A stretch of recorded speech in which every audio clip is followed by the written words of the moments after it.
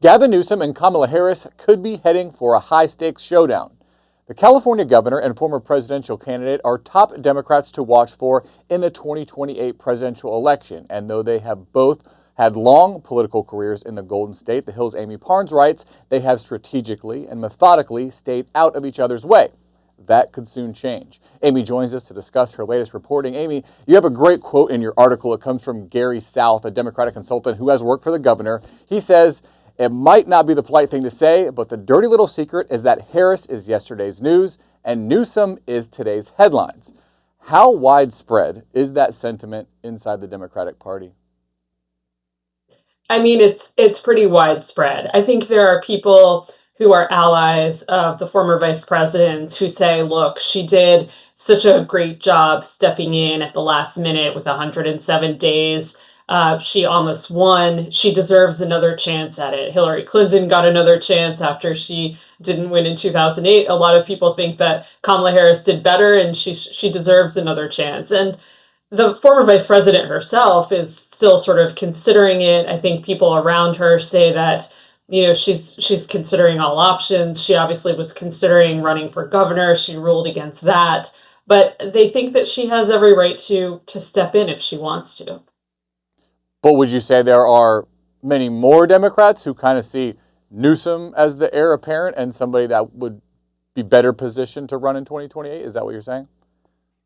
Yeah, I think, Drew, as far as I speak to a lot of Democrats every single day, people inside that state, outside that state, donors, strategists, and Newsom is sort of he's the flavor of the week and month and so far of the year. I think he's been gaining the most attention. He is not only attacking Trump in the way that Democrats want, but when you look at what he did with Proposition 50 in California and the redistricting plan there, he was able to really do something and take action, not just, verbally attack the president. And I think that impressed a lot of Democrats, and that's reflected in the polls, especially in the state. He wasn't doing so well going in to Prop 50. He was sort of in the middle of the road in polling, but he has boosted himself really by 10 points in recent months for Californians. And I've spoken to people who are kind of lukewarm on him and even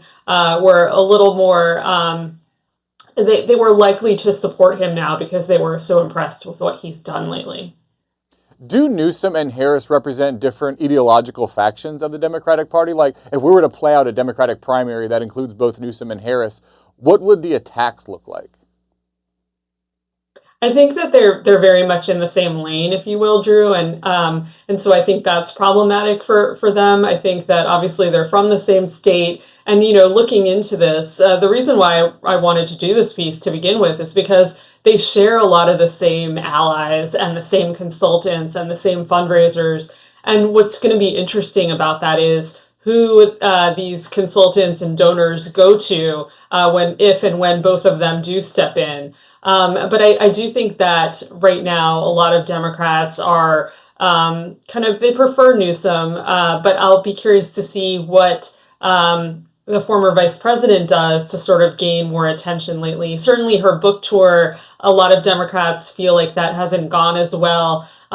She's taken shots at a lot of people like Newsom, like Josh Shapiro from Pennsylvania. And that kind of really angered a lot of Democrats. And they're using that as proof that she's probably not going to run again because it's not the kind of book that you would write if you were to run again.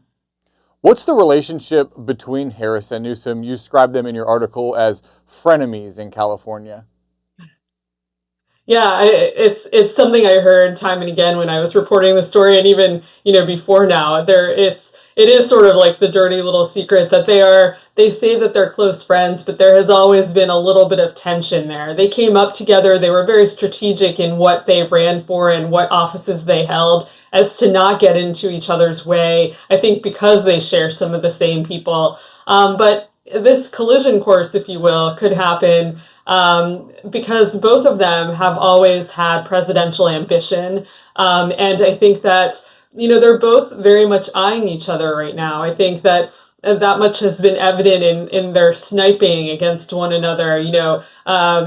Kamala Harris wrote in her book about how Gavin Newsom claimed that he was hiking and didn't want to talk to her when she was really trying to galvanize a lot of the support after Joe Biden stepped out of the race in 2024. Of course, he inevitably got behind her within hours.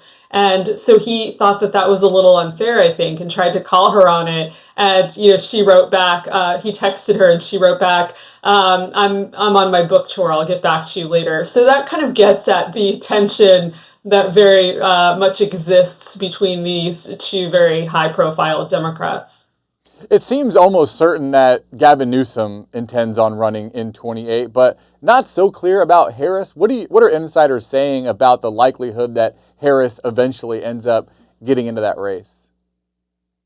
I think a lot of people just don't know. I spoke to people who are very close to her. One of them told me, she's going to change her mind 8 times between now and then. She's still very much considering what to do and what she wants to do. If she wants to do something else aside from holding public office, she hasn't done that in recent years. And so I think that she's considering all options. I think Gavin Newsom has been very public in sort of saying that he's considering it. He said he'd be lying if he said otherwise. I've heard from sources close to him that he is very much considering it. So they're confirming that. And I think we know where he is more than where she is, but I think it's certain to say she hasn't ruled it out. She has certainly been planning and doing the kinds of things that you would do if you were to run for office. She called recently and congratulated, the governors-elect in New Jersey and in Virginia. She called Zoran Mamdani after he won in the New York mayoral race.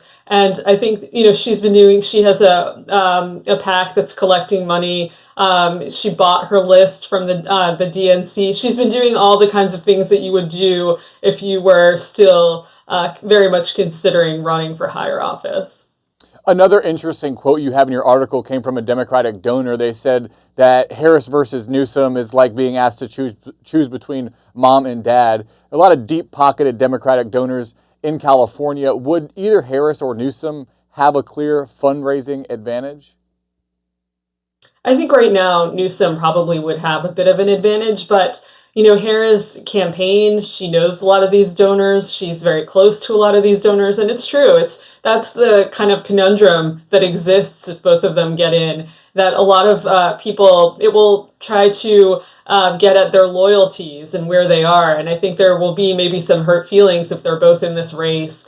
And what they do if these donors do decide to back one of them or the other, and if these consultants, if some of them do choose Newsom. And I think right now a lot of them are saying, look, the proof is in the pudding. He's rising, she is not. And politics at the end of the day is about winning and choosing the right person to back. And I think that will be the calculus, Drew, at the end of the day. When do you think we'll have a better sense of whether or not this showdown is going to actually happen? I think Governor Newsom's advisors have kind of flagged, and allies have flagged to me, that it won't happen until after he steps down from the governor's office in early 2027. They say that gives him plenty of time. He's already doing the kinds of things he needs to be doing without announcing. And so I don't think that we would anticipate anything before then. I think the governor wants to finish out his term as governor. And I think Kamala Harris is also, as she told the New York Times this week, she's also biding her time and seeing, where the chips fall. And I think she's going to decide, I would say, around that time. If I were to, I've been talking to people around her, and they say that she has a lot of time to consider all of this. So I think that's about the time that you would see a lot of these folks jump into the race. Yeah, still a lot of time to go, but interest sure to build over that time period. Always great chatting with you, Amy Parnes. Great insight. Appreciate you taking some time. Thank you so much.